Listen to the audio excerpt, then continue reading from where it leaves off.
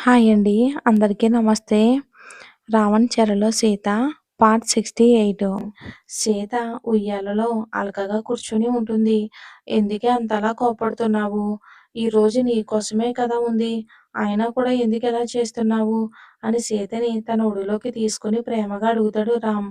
"ఇన్ని రోజులకి మీకు కుదిరిందంటే ఎలా చెప్పండి? అసలు నేను ఇంట్లో ఎంత వెయిట్ చేస్తానో తెలుసా మీకోసం? కానీ అడగాలంటే ఏదోలా అనిపిచ్చేది. అందుకే సైలెంట్‌గా ఉన్నాను. అసలు నాకైతే చాలా బోర్‌గా ఉండేది. మీరైతే డైలీ ఆఫీస్‌కి వెళ్ళిపోతున్నారు. నాకైతే ఎలానో ఉంది తెలుసా" అని బాధగా అంటుంది సీత. నా బంగారం బాధ అర్థమైంది. కానీ ఒకసారి భర్తని క్షమించవే.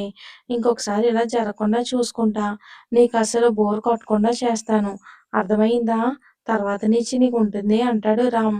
సీత అర్థం కాక చూస్తూ ఉంటే, అంటే నీకు బోర్ కొట్టకుండా ఉండాలి అంటే మన మధ్య ఇంకో బుల్లెటొస్తే అప్పుడు నీకు బోర్ అనేది లేకుండా నా కోసం చూడకుండా ఆ బుల్లెట్‌తోనే నీకు టైమ్ పాస్ అవుతుంది అని కొంటెగా అంటాడు రామ్.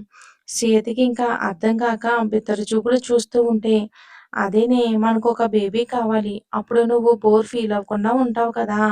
అని కొంటెగా అంటూ ఉంటే, అప్పుడు వెలిగిన సీతకి చిరు సిగ్గుతో రామ్‌ని కరుచుకుపోయింది. అలా నైట్ వరకు బయట తిరిగి ఎప్పటికో ఇంట్లోకి వచ్చారు. ఇంకలా డేస్ పాస్ అవుతూ ఉన్నాయి. మీనాకి కూడా పెళ్లి సంబంధం ఇష్టమేనని చెప్పడంతో ఒకరోజు అందరూ కూడా రామాపురానికి వెళ్దామని సిద్ధమయ్యారు. "అమ్మ మీనా, ఈరోజు నిన్ను చూసుకోవటానికి అక్క వాళ్ళంతా వస్తున్నారు. అందుకే చీర కట్టుకుని తొందరగా రెడీ అవ్వు. నేనలా బయటికి వెళ్ళి వస్తా" అని సత్యంగారు మీనాకి చెప్పి బయటికి వెళ్ళిపోయారు. బెడ్ మీద పడుకున్న మీనా, అసలేంటి నేను ఈ పెళ్లి చేసుకోవడం అనేది నాకస్సలు నచ్చటం లేదు. ఏం చెయ్యాలి? ఎవరికీ చెప్పలేకపోతున్నాను కానీ అక్క కోసం భరించక తప్పదా? అని తప్పక లేచి చీర కట్టుకుని అలానే బెడ్ మీద మూడీగా కూర్చుని ఉంది మీనా. ఏంటే అలా ఉన్నావు? అయినా పెళ్లి నీకే ఇష్టమని చెప్పిన తర్వాత కూడా మళ్ళీ ఏంటి ఇలా చేస్తున్నావు? ఇక వాళ్ళ ముందు ఇలా ఉన్నావనుకో, నీకు పెళ్లి ఇష్టం లేదని అనుకుని క్యాన్సిల్ చేసుకుని వెళ్ళినా వెళ్తారు. అందుకే కొంచెం నవ్వుతూ ఉండు. నువ్వు ఆ ఇంటి మహారాణివి అయిపోయావు అనుకో, అప్పుడు నువ్వు కూడా చాలా సంతోషంగా ఉంటావు. నీకంటే అదృష్టవంతురాలు ఎవరూ ఉండరు అని అంటుంది రాజ్యం. అమ్మా, నువ్వు విసిగించకుండా బయటికి వెళ్ళు. అసలు నాకు మూడేమీ బాగోలేదు. అయినా ఈరోజు ఎందుకు వాళ్ళొస్తున్నారు? అసలు ఇష్టం ఉందా లేదా అని అడిగే పనేమీ లేదా? వాళ్ళ ఇష్టానికి వాళ్ళు రావడమేనా? అని కోపంగా రాజ్యం మీదే ఎగురుతుంది మీనా. మీనా, అలా అంటావేంటి? అయినా మీ నాన్నని అడుగు. మీ నాన్నే కదా ఈ సంబంధం గురించి ఇష్టమని చెప్పింది. అంత పెద్ద ఇంటికి కూడా కోడలు అవుతూ ఉంటే ఇలా కూర్చొని ఉంటున్నావు? సంతోషంగా ఉండాలి. అయినా ఇప్పుడు ఇష్టం లేకుండా పెళ్ళైనా రేపు నీకే ఇష్టం ఉంటుందిలే. మీ అక్కకి కాలే, దానికి అదృష్టమే లేదు అనుకున్నా. కానీ దానికి ఒక్కసారిగా దాని కథ మలుపు తిరిగింది. రాజకుమార్ లాంటి భర్త తోడుగా వచ్చాడు. ఇప్పుడు ఆ ఇంట్లో మహారాణిలా తిరుగుతూ ఉంది. నువ్వు కూడా ఇంటికి వెళ్ళావనుకో, నువ్వు కూడా నువ్వు మహారాణివి అయిపోతావు. ఒకసారి నా మాట విను తల్లి.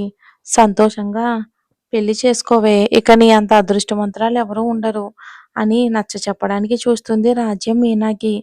అమ్మా, ఒప్పుకున్నా కదా అమ్మా!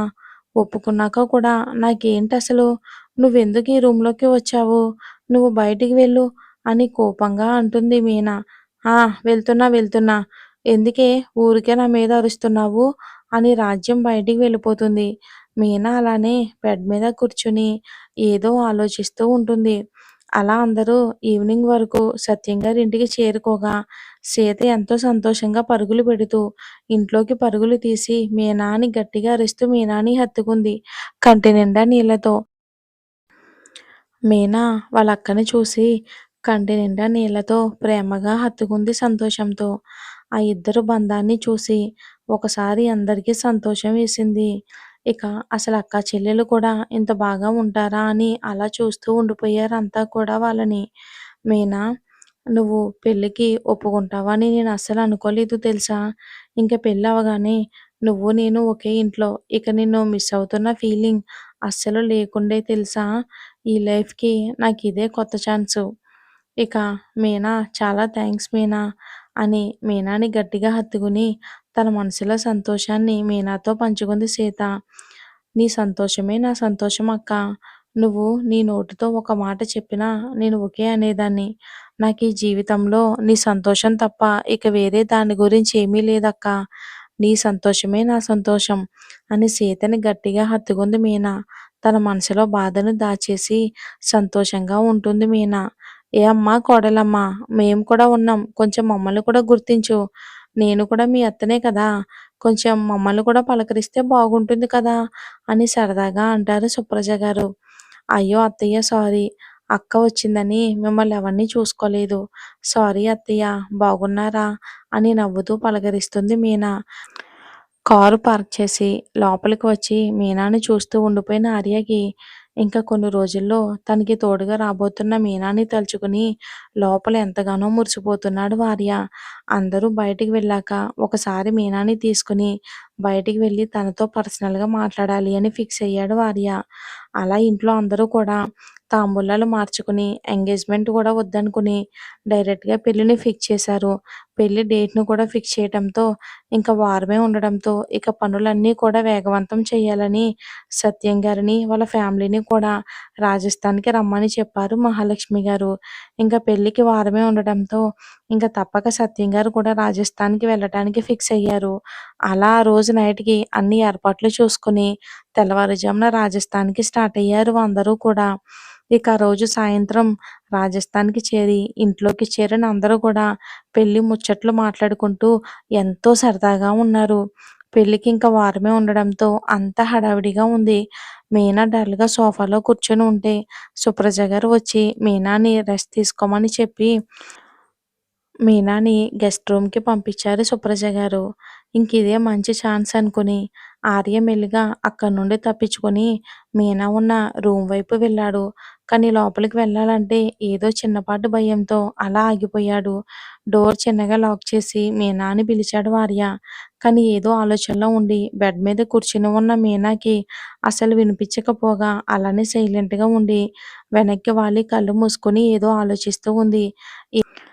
ఏంటి మీనా ఈ రూమ్‌లోనే కదా ఉంది. అమ్మ ఈ రూమ్‌లోకే కదా పంపించింది. మరేంటి ఎలాంటి సౌండ్ లేదేంటి? అని చిన్నగా డోర్ ఓపెన్ చేసి లోపలికి చూశాడు ఆర్య. అక్కడ మీనా బెడ్ మీద పడుకొని ఏదో ఆలోచిస్తూ ఉన్న మీనాని చూసి, "ఏంటి మీనా ఏం ఆలోచిస్తున్నావు?" అని లోపలికి వెళ్ళి డోర్ లాక్ చేసి మీనా దగ్గరికి వెళ్తాడు ఆర్య. సడెన్‌గా వినిపించిన ఆర్య సౌండ్‌కి కళ్ళు తెరిచి లేచి కూర్చుంది మీనా కంగారుగా. ఇక డోర్ క్లోజ్ చేసి తన దగ్గరికి వస్తున్న ఆర్యాని చూసి ఎందుకో చిన్నపాటి భయం. మీ మీరేంటిక్కడ? మీరెందుకు వచ్చారిక్కడకు? అని కంగారుగా వెనక్కి జరుగుతూ అంటుంది మీనా. టెన్షన్ పడకు మీనా. నేను నీకోసమే వచ్చా. నీతో మాట్లాడాలి అని. కంగారు పడకు. అయినా నన్ను చూసి ఎందుకంతలా భయపడుతున్నావు? నేను నీకోసం నీతో మాట్లాడాలని వచ్చాను. అసలు నీ గురించి తెలుసుకోవాలని నీ దగ్గరికి వచ్చాను. టెన్షన్ పడకు మీనా అని తన్ని బెడ్ మీద కూర్చోబెట్టి తన పక్కనే కూర్చుంటాడు ఆర్య. మీనాకి కొంచెం దూరంగా కూర్చుని ఆర్యని చూడలేక తలదించుకుని చేతులు నలుపుకుంటూ కూర్చుంది మీనా. అసలు మీనాని అలా అంత దగ్గరగా ఇంతవరకు ఎప్పుడూ కూడా చూసింది లేదు. ఇప్పుడు తన గదిలో, తన దగ్గర, తన పక్కన అస్సలు నమ్మబుద్ధి కావట్లేదు ఆర్యకి. తనకి చాలా బాగా నచ్చింది. ఇలా మీనాని కొద్దిసేపు చూసి, మీనా అని చిన్నగా పిలిచాడు ఆర్య. ఇక కంగారుగా ఉన్న మీనాకి ఆ పిలుపుతో చిన్నగా తన కళ్ళను పైకెత్తి ఒక్కసారిగా ఆర్య వైపు చూసి మళ్ళీ ఆర్యాని చూడలేక తల కిందకి దించేసింది. "ఎందుకు మీనా టెన్షన్ పడుతున్నావు? నేను జస్ట్ నీతో మాట్లాడాలని వచ్చాను. నేనేమి చెయ్యనులే. నేనేమి కొరుక్కు తిననులే. ఎందుకంత వణికిపోతున్నావు? Don't panic Meena." తనకు ధైర్యం చెప్పడానికి తన భుజం మీద చేతులు వేశాడు ఆర్య. వెంటనే ఆర్య నుంచి కొంచెం దూరం జరిగి, "మీరు కొంచెం చేతిని వేయకుండా మాట్లాడండి. తొందరగా ఏం మాట్లాడాలో చెప్పండి. ఎవరైనా చూస్తే బాగోదు. మీరు తొందరగా బయటికి వెళ్ళండి" అని మీనా కంగారుగా అంటుంది ఆర్యతో. ఇక అలా అనడంతో చిన్నగా ఆర్యకి బాధ అనిపించినా కూడా ఎవరైనా చూస్తారు అని టెన్షన్ పడుతున్న మీనాని చూసి అర్థం చేసుకుని, "ఏం లేదు మీనా. నాకు ఎందుకో నీతో మాట్లాడాలి అనిపించింది. చాలా డేస్ నుంచి నేను నీతో మాట్లాడాలి అనుకుంటున్నా కానీ అస్సలు కుదరడం లేదు. కానీ ఇప్పుడు ఫైనల్‌గా అయింది. అందుకు నేను చాలా హ్యాపీగా ఉన్నాను. ఫైనల్‌గా ఏంటంటే, నీకు నిజంగా ఈ పెళ్లి ఇష్టమేనా? లేకుంటే ఎవరైనా బలవంతం పెడితే చేసుకుంటున్నావా? అని తన మనసులో మాటని బయట పెడతాడు ఆర్య. ఆ మాటకి ఒక్కసారిగా ఆర్య వైపు చూసి ఏం చెప్పాలో తెలియక తన అక్క కోసం కొద్దిసేపు ఆలోచించి, లేదండి, నా ఇష్టంతోనే పెళ్ళికి ఒప్పుకున్నాను. నన్నెవరూ బలవంతం చేయలేదు. మీరంటే ఇష్టమని చెప్పలేను కానీ, అది ముందు ముందైనా రావచ్చు. కానీ ఇప్పటికైతే నేనేమీ చెప్పలేనండి. దయచేసి మీరు బయటికి వెళ్తే నేను పడుకుంటానండి అని బాగా టైర్డ్‌గా ఉందని అంటుంది మీనా. తనని చిన్న చిరునవ్వుతో చూసి, ఓకే. ఓకే. నేను బయటికి వెళ్తాను. నువ్వు రెస్ట్ తీసుకో. ఈవినింగ్ మనం అలా బయటికి వెళ్దాము. బయటికి వెళ్లి మాట్లాడుకుందాం. నాతో వస్తావా అని ఎంతో ఆశగా అడుగుతాడు ఆర్య. లేదండి, నేనెక్కడికి రాలేను. అసలు నాకీరోజు ఓపిక లేదు. మీరు బయటికి వెళ్తే నేను పడుకుంటాను. నాకసలు చాలా నీరసంగా ఉంది. తర్వాత ఎప్పుడైనా చూద్దామండి. నాకెలానో ఉంది అని కొంచెం కంగారుగా అంటూ ఉంటే, తన బాధను అర్థం చేసుకొని, ఇంక ఆర్య అక్కడ ఉండకుండా మీనాని ఒకసారి చూసి అక్కడి నుండి బయటికి వెళ్ళిపోతాడు ఆర్య. మీనా రూమ్‌లో నుంచి బయటికి వెళ్తున్న ఆర్యకు ఒక్కసారిగా డాష్ ఇస్తుంది రాధి. మీనాని భోజనానికి పిలవటానికి తన రూమ్‌కి వస్తుంది రాధి. కానీ సడెన్‌గా అక్కడ రూమ్‌లో నుంచి బయటికి వస్తూ ఉండడంతో ఆర్యని చూసి మనసంతా ముక్కలైపోతుంది రాధికి. అస్సలు ఎక్స్‌పెక్ట్ చేయలేదు. కానీ ఆర్య బయటికి వస్తూ ఉంటే చూసి తట్టుకోలేకపోతుంది రాధి. ఎంత మర్చిపోదాం అనుకున్నా కూడా మళ్ళీ మళ్ళీ తన పాత గతమే గుర్తుకు రావడంతో కళ్ళల్లో నీళ్లు తిరిగాయి. కానీ వాటిని ఎవ్వరికీ చూపించకుండా తలదించేసి నిలబడింది రాధి. ఏంటి? చూసి నడుస్తున్నావా? కళ్ళు నేల మీద పెట్టుకుని నడు. అయినా ఎదురుగా ఎవరొస్తున్నారో చూసుకోకుండా ఎలా నడుస్తున్నావు? కొంచెం చూసుకుని నడు అని కోపంగా రాధీకి చెప్పి అక్కడి నుంచి బయటికి వెళ్ళిపోయాడు ఆర్య. ఆర్య అలా తనతో కోపంగా మాట్లాడడంతో ఇంకస్సలు తట్టుకోలేకపోయింది రాధి. కానీ ఏమీ చేయలేక అలానే బాధగా తన బాధని లోపల దాచేసి మీనా రూమ్ డోర్ తట్టింది.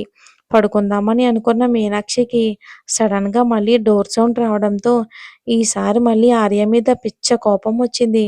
అసలేంటి? అసలు ఒకరిని డిస్టర్బ్ చేయొద్దు అన్న మినిమమ్ కామన్ సెన్స్ కూడా లేకుండా ఎందుకలా పదే పదే ఒక మనిషిని ఇలా విసిగిస్తున్నావు? అని కోపంగా ఈసారి ఆర్యకి గట్టిగా వార్నింగ్ ఇవ్వాలని కోపంగా డోర్ తీసింది మీనా కోపంగా. కానీ ఎదురుగా రాధీని చూసి ఒక్కసారిగా షాకయ్యి, రాధీ, నువ్వా? నువ్వెందుకొచ్చావు? అని కంగారుగా తన మాటను వణుకుతూ అంటుంది మీనా. మీనా, నిన్ను భోజనానికి పిలవడానికి వచ్చాను అని మెల్లిగా అంటుంది రాధి. అవునా? సరే, నేను ఫ్రెష్ అయ్యి వస్తాను. నువ్వెళ్ళు. నేను తొందరగానే వచ్చేస్తాను అని రాధికకి చెప్పి లోపలికి వెళ్ళిపోయింది మీనా. రాధికి మనసంతా భారంగా మారిపోయింది. ఇంకక్కడ ఉండాలి అనిపించక తన రూమ్‌లోకి వెళ్ళి డోర్ లాక్ చేసుకొని తన ఫోన్‌లో ఆర్య ఫోటోని చూస్తూ ఉండిపోయింది. ఎందుకు బావా ఇలా చేస్తున్నావు? అసలేంటి నువ్వు? నేను నిన్ను చిన్నప్పటి నుంచి ఎంత ప్రేమించానో తెలుసా? కానీ ఇప్పుడు నువ్వు నా కళ్ళ ముందే ఒకరిని ప్రేమించి పెళ్లి చేసుకుంటున్నావంటే నేను తట్టుకోలేకపోతున్నాను బావా. నువ్వు నా ప్రాణం తెలుసా? కానీ ఇది ఇదంతా ఏంటి బావా? నేను భరించలేకపోతున్నాను. నాకు చచ్చిపోవాలని ఉంది. తెలుసా బావా అని గుండెలు పగిలేలా ఏడుస్తూ అలానే బెడ్ మీద వాలిపోయింది రాధి. అలా చూస్తూ ఉండగానే 5 రోజులు గడిచిపోయాయి. పెళ్లి పనులు చాలా హోరుగా సాగుతున్నాయి. మీనా ఆర్యతో తప్ప మిగతా అందరితో సరదాగా మాట్లాడుతున్నాడు. ఆర్య ఏదైనా మాట్లాడాలని వచ్చినా అవాయిడ్ చేస్తూ దూరంగా వెళ్ళిపోతుంది. కానీ ఆర్యకి తనకిష్టం లేక ఎలా చేస్తుంది అని అనుకోవడం లేదు. తను సిగ్గుతో ఇలా దూరంగా ఉంటుందని అనుకుంటున్నాడు. పెళ్ళయ్యాక తనే మారుతుందిలే, తనతో ఫ్రీ అవుతుందిలే అనుకుంటున్నాడు ఆర్య. రాధి మాత్రం తన మనసులో బాధ లోపలే దాచేసి, బయటికేదో తప్పగా సరదాగా ఉన్నా కూడా ఎక్కువ పెళ్లి పనులు చేయలేక అలానే తన రూమ్‌లోనే ఉండిపోతుంది బాధగా. ఇంక తెల్లవారితే పెళ్లి. ముందు రోజు నైటు పెళ్ళికొడుకు, పెళ్ళికూతురికి మంగళ స్నానాలు చేయించాలని ఫిక్స్ అయ్యారు. అందుకే బయట గార్డెన్‌లో ఏర్పాట్లన్నీ చూస్తున్నారు. బయట అందరూ కూడా గార్డెన్‌లో నుండి మంగళ స్నానాలు, డెకరేషన్‌ని చూస్తూ ఎంతో సరదాగా ఆటలాడుతూ, మాట్లాడుకుంటూ కూర్చున్నారు. సీతకెందుకో కడుపులో తిప్పినట్టయ్యి కిచెన్ రూమ్‌లోకి వచ్చి జ్యూస్ తాగుదామని వచ్చింది సీత. మరి ఏం జరుగుతుందో వచ్చే ఎపిసోడ్‌లో చూద్దాం. Thanks for watching.